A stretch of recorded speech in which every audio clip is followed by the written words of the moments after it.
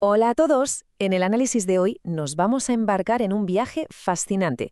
Vamos a recorrer milenios de historia para entender los orígenes y la evolución de cuatro de las fes más influyentes del mundo y ver cómo han llegado a moldear nuestro presente.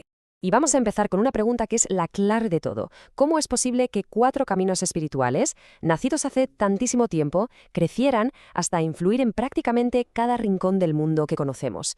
Es una historia, es una historia de profetas, de imperios, de conflictos y sobre todo de una búsqueda profunda de sentido. Nuestro punto de partida, cómo no, es la antigua Mesopotamia. Es aquí en lo que llamamos la raíz abrámica, donde nace la religión monoteísta más antigua, el judaísmo. Y ojo, porque sentaría las bases no de una, sino de tres de las grandes religiones del mundo. A ver, si nos vamos a lo que cuenta la Biblia hebrea, todo arranca sobre el año 2000 a.C. En una ciudad llamada Ur, un hombre, Abraham, recibe una llamada divina. Él es, digamos, la piedra angular de toda esta tradición.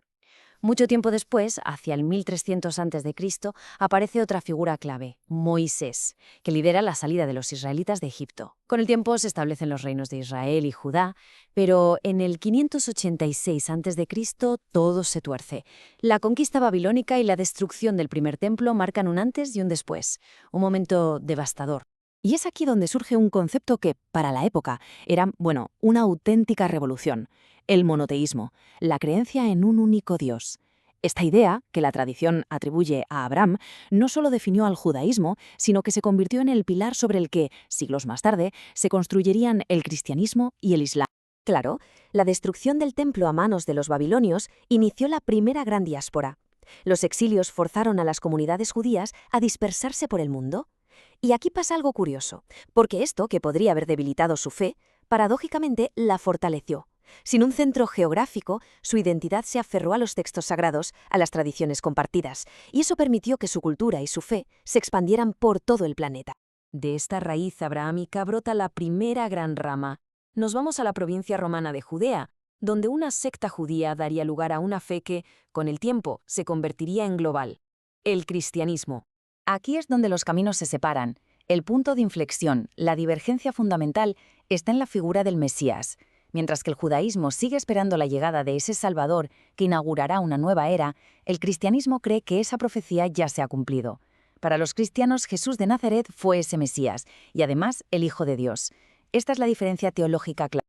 Pero claro, el camino no fue para nada un camino de rosas. Los primeros cristianos fueron perseguidos, y mucho, dentro del Imperio Romano. Pero todo da un vuelco en el año 313. El Edicto de Milán concede la libertad de culto.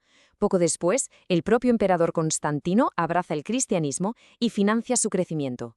Y así, lo que había sido un culto perseguido acaba convirtiéndose en la religión oficial del imperio más poderoso de su tiempo.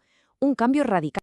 Y ahora damos otro salto en el tiempo y en el mapa. Nos vamos a la Arabia del siglo VII, donde surge una nueva fe que, también como las otras, hunde sus raíces en la tradición de Abraham, el Islam. Y es que la herencia compartida es asombrosa. El Islam reconoce a los profetas de las tradiciones judía y cristiana, como Abraham o Moisés, incluso a Jesús.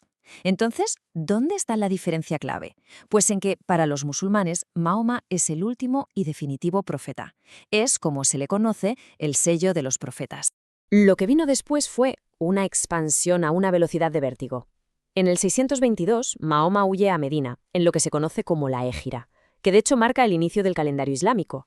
Solo 8 años más tarde ya había conquistado la Meca, y tras su muerte, los primeros califas, y luego el califato omeya, expandieron el imperio desde la península ibérica hasta la India en poco más de un siglo. Impresionante. Vale, ahora cambiamos completamente de tercio. Dejamos atrás las religiones abrahámicas y viajamos a la India para explorar un camino espiritual con orígenes y, la verdad, objetivos muy diferentes: el budismo. El budismo parte de una premisa que nos toca a todos muy de cerca. El sufrimiento es una parte inevitable de la vida. Pero, y aquí está lo importante, nos da una solución optimista. Ese sufrimiento se puede superar, no estamos condenados a él. Y para entender cómo superarlo, Siddhartha Gautama, el Buda, nos dejó una especie de mapa, las famosas 4 nobles verdades. Primero, hay que reconocer que el sufrimiento existe. Segundo, hay que entender su origen, que es el anhelo, el deseo. Tercero, y esto es clave, saber que es posible ponerle fin. Y cuarto, seguir el camino para lograrlo, el llamado noble camino óctuple. ¿Y a dónde lleva todo este camino? ¿Cuál es el objetivo final? Pues es el nirvana. Pero cuidado, no es un paraíso como podríamos imaginar. Es un estado de liberación. Liberación total del sufrimiento y de ese ciclo constante de renacimiento. Se alcanza al apagar por completo el deseo y al lograr la iluminación. Bueno, y ahora llegamos a un punto que, curiosamente, es común a todas estas grandes fes. A pesar de sus orígenes, ninguna se mantuvo como un bloque único, para nada. Todas, sin excepción, acabaron experimentando fracturas y divisiones internas. En el caso del Islam, el gran cisma, el que llega hasta nuestros días, surgió justo tras la muerte de Mahoma. El motivo, la sucesión. Los suníes, que hoy son la inmensa mayoría, en torno al 90%, creían que la comunidad debía elegir al sucesor. En cambio, los chiíes defendían que el liderazgo tenía que quedarse en la familia del profeta, a través de su yerno Ali. Y si nos vamos al cristianismo, la gran fractura de Occidente fue sin duda la Reforma protestante en el siglo XVI. Por un lado, el catolicismo, que mantenía la autoridad del Papa y una estructura muy jerárquica. Por otro, el protestantismo, que nació con la protesta de Martín Lutero contra la corrupción, rechazando la autoridad papal y defendiendo una relación mucho más directa con Dios. El budismo, por su parte, también se diversificó en dos grandes escuelas. Por un lado, la Theravada, el camino de los ancianos, que se centra en la iluminación individual, a través de la disciplina monástica. Y en contraste, la escuela Mahayana, el gran vehículo, que propone algo distinto, buscar la iluminación no solo para uno mismo, sino para ayudar a liberar a todos los seres del sufrimiento. Y con todo este bagaje histórico, llegamos al presente. ¿Cuál es la foto actual? ¿Cómo es el panorama global de estas religiones a día de hoy? Pues a día de hoy los números nos dicen que el cristianismo sigue siendo la fe con más seguidores, abarcando casi un tercio de la población mundial. Ahí es nada.